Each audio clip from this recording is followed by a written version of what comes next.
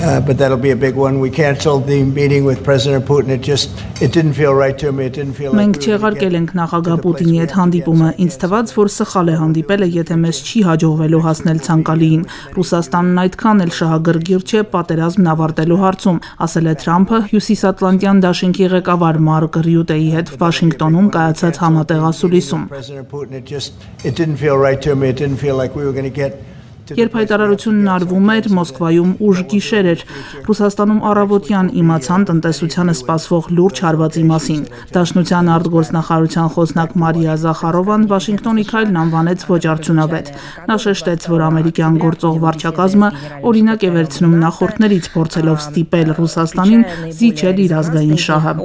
Как было произнесено отмене изначально предложенного Այն, որ Բուդապեշտի գագաթնաժողովի նախապատրաստման հարցում խնդիրներ կան, պարզ դարձավ, երբ չեղարկվեց Ռուսաստանի եւ Միացյալ Նահանգների արտգործնախարարների հանդիպումը։ Այն պիտի նախորդեր նախագահների շփումներին։ Ռուբիոն եւ Լավրովը սահմանափակվեցին հեռախոսազրույցով, իսկ Սպիտակ տանը CNN-ի աղբյուրը հայտնեց, որ կողմերը տրամագծորեն տարբեր ակնկալիքներ ունեն Ուկրաինայում պատերազմի դադարեցումից։ Բուդապեշտում իր եւ Պուտինի սպասվող հանդիպման մասին անցած շաբաթ Թրամփն անձամբ էր տեղեկացրել եւ հաջորդ իսկ օրը Սպիտակ տանն ընդունել Ուկրաինայի նախագահին։ Հիմնական թեման Կիևին Թոմահավքի վաճառքն էր, ինչին կտրականապես դեմ է Մոսկվան։ Ըստ ամերիկյան մամուլի Թրամփը Պուտինի հետ զրույցից հետո հրաժարվել էր Ուկրաինային թեվավոր հրթիռներ փոխանցելու մտադրությունից, ինչպես հայտնել էին Washington Post, Financial Times եւ Reuters հեղինակավոր լրատվականների աղբյուրները, Թրամփի դրական դրամադրվածությունը Զելենսկու նկատմամբ կտրուկ փոխվել էր, իսկ զրույցն անցել ոչ կառուցողական մթնոլորտում։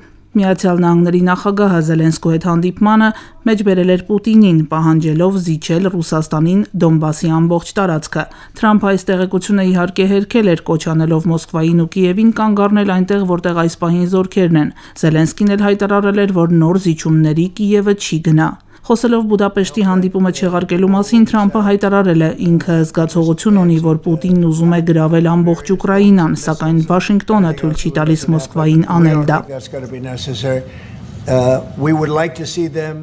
Վաշինգտոնը Մոսկվայի հետ երկխոսության հերթական անհաջող փորձից հետո կրկին խոսեց պատժամիջոցների լեզվով։ Թիրախում հիմա ռուսական նավթային հսկաներն են։ Միացյալ Նահանգների ֆինանսների նախարար Սքոթ Պեսենթը հայտարարեց, պատժամիջոցները սահմանվում են Ուկրաինայի դեմ անիմաստ պատերազմում ռազմական մեքենան ֆինանսավորող ընկերությունների դեմ։ Լուկոյլի եւ Ռոսնեֆտի եւ նրանց դուստր ձեռնարկությունների ակտիվները Միացյալ Նահանգներում կսառեցվեն։ Կստիպեն արդյոք սահմանափակումները Մոսկվային դադարեցնել պատերազմը Ուկրաինայում։ Թրամփը ասել է, որ չգիտի, թե ինչ կստացվի։ Հուսով եմ Պուտինը խելքի կգա եւ Զելենսկին նույնպես, որովհետեւ տանգոն երկուսով են ապարում, ասել է նա։ Միացյալ Նահանգների ֆինանսների նախարարության հայտարարությունից հետո նավթի գները համաշխարհային շուկայում կտրուկ աճել են։ Վաշինգտոնի հայտարարությանը զուգահեռ Եվրամիությունն է հաստատել Ռուսաստանի դեմ պատժամիջոցների 19-րդ փաթեթը։ Այն ներառում է ռուսական բնական հեղուկ գազի ներմուծման արգելք։ Մենք ագրեսորին կոլեկտիվ կերպով ենք ճնշելու X-ում գրել է Եվրահանձնաժողովի նախագահ Ուրսուլա ֆոն դեր Լայենը։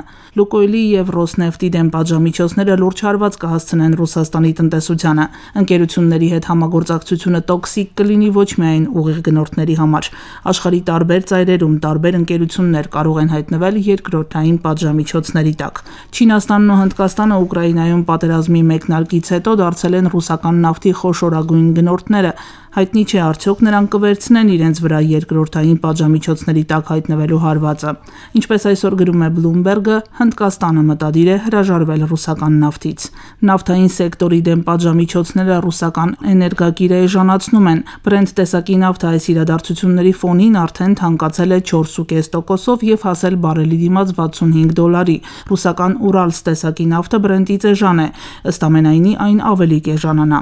Ըստ տնտեսագետների նավթային եկամուտների անկման եւ տնտեսության դանդաղման ֆոնին ռուսական կառավարությունը ստիպված կլինի նվազեցնել բյուջեի դեֆիցիտը։ Եթե նավթի վաճառքից ստացվող եկամուտները ավելի նվազեն, Մոսկվան ստիպված կլինի նոր գործիքակազմ փնտրել փակելու բյուջեի ճեղքվածքը։ Մարլենա Հովսեփյան, Ռադիո Լուշ։